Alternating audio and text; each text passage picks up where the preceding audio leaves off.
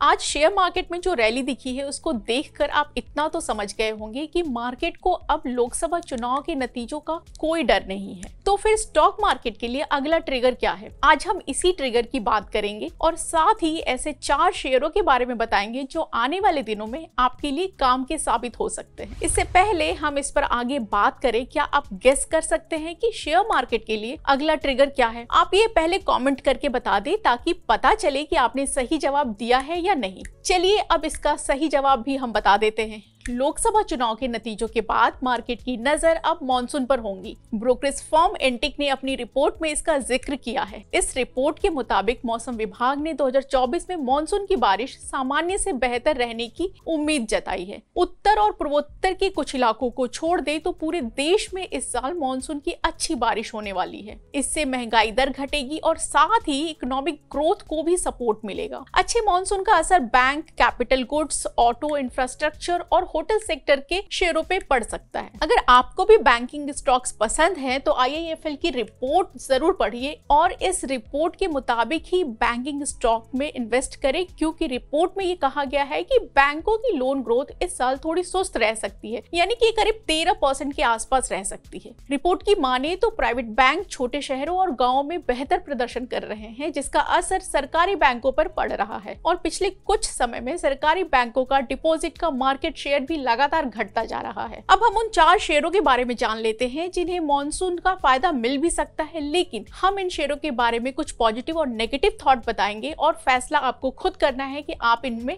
निवेश करना चाहते हैं या नहीं। इसमें पहला शेयर है कंटेनर कॉर्प। कंटेनर कॉर्पोरेशन के मार्च तिमाही के नतीजे उम्मीद से कमजोर रहे। वैसे बुल्स की दलील है कि कंपनी ने ग्रोथ, कॉस्ट एफिशिएंसी और मुनाफे पर अपना फोकस बढ़ाया है। आईसेक की रिपोर्ट को माने तो कंपनी का return on equity fiscal year 2026 तक 14.2% तक पहुंच सकता है, जो 10 साल का हाई है। जबकि बेयर्स की दलील अलग है। उनका कहना है कि कंटेनर कॉर्पोरेशन का स्टॉक 2023 के अपने लो लेवल से अब तक 90% चढ़ चुका है, तो इसमें अभी और तेजी आने का चांस नहीं है। 23 मई को कारोबार के अंत में कंटेनर कॉर्पोरेशन के शेयर 1.96% की तेजी के साथ 1103 रुपए पे बंद हुए। दूसरा शेयर है GR इंफ्रा प्रोजेक्ट्स। इस कंपनी को 4346 करोड़ रुपए के 2 ऑर्डर मिले हैं। कंपनी का कुल ऑर्डर बुक 19,253 करोड़ रुपए का है। इस हिसाब से अगर हम देखें तो अगले 2.5 से 3 साल के लिए कंपनी का रेवेन्यू का जो पूरा फ्यूचर है वो क्लियर है। कंपनी रोड प्रोजेक्ट्स पे अपनी निर्भरता भी घटा रही है। इसके लिए खास तौर पर GR इंफ्रा प्रोजेक्ट्स ने railway, ropeways, multi modal logistics park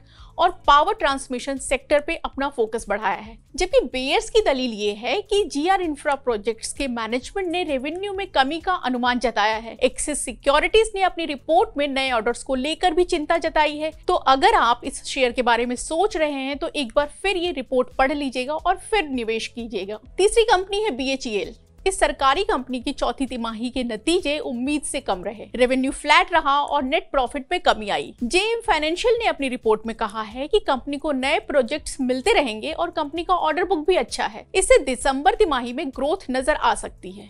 दूसरी तरफ जो बेयर्स है, जिनका इस शेयर पे भरोसा कम है, उनका कहना है कि थर्मल प्रोजेक्ट्स में देरी का असर रेवेन्यू और मुनाफे पर पड़ेगा। चौथा और आखिरी शेयर है मेट्रोपोलिस हेल्थ। कंपनी के मार्च तिमाही के नतीजे अच्छे आए हैं। कंपनी टियर 3 और टियर 4 शहरों में अपना एक्सपेंशन कर रही है। ग्रोथ के लिए उसने प्रोडक्ट मिक्स में भी अपना सुधार किया है।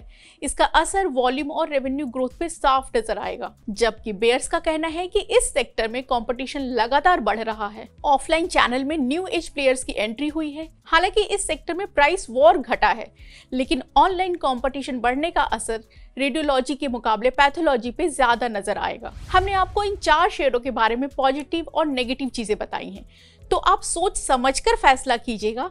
हम आपको आगे भी ऐसे शेयरों के बारे में बताएंगे। तब तक आप हमारे साथ जुड़े रहने के लिए हमारे YouTube चैनल को सब्सक्राइब करें, हमारे Facebook पेज को लाइक करें और हमारे WhatsApp चैनल को भी ज्वाइन करें, जिसका लिंक कमेंट बॉक्स में दिया गया है।